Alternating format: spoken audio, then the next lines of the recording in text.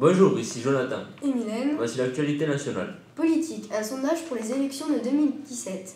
Le FN est placé en tête avec une estimation de 29, voire 31% des voix.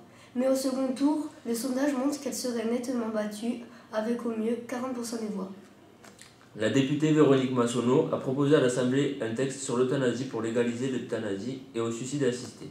Après 8 jours de débat, le jour du vote, la loi a été rejetée.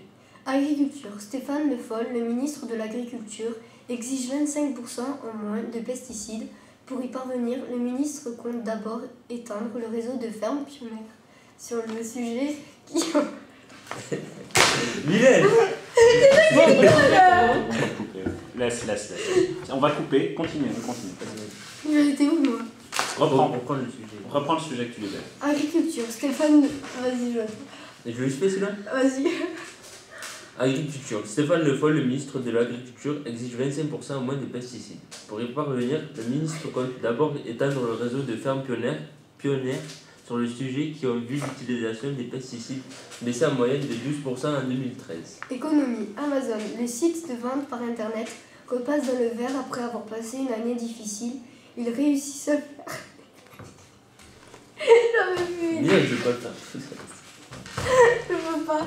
C'est horrible. Mylène, on se calme, on respire et on reprend. Vas-y, fais le genre. Mais je vais pas faire tout. Et tu fais divers. Ok, fais super. C'est bon?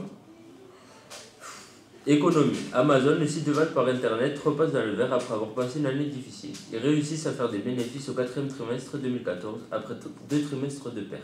Fait divers. Un enfant de 8 ans est convoqué au poste de police de Nice car il aurait proféré dans l'enceinte de son école primaire des propos radicaux de solidarité envers les terroristes. L'enfant a refusé d'observer une minute de silence et de participer à une ronde de solidarité dans son école primaire au lendemain de la tuerie de Charlie Hebdo.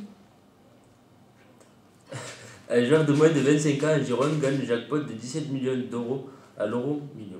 Il se retrouve à la 6e place des plus gros gains du jeu. Je refais. Au revoir, merci de nous avoir suivis. À bientôt.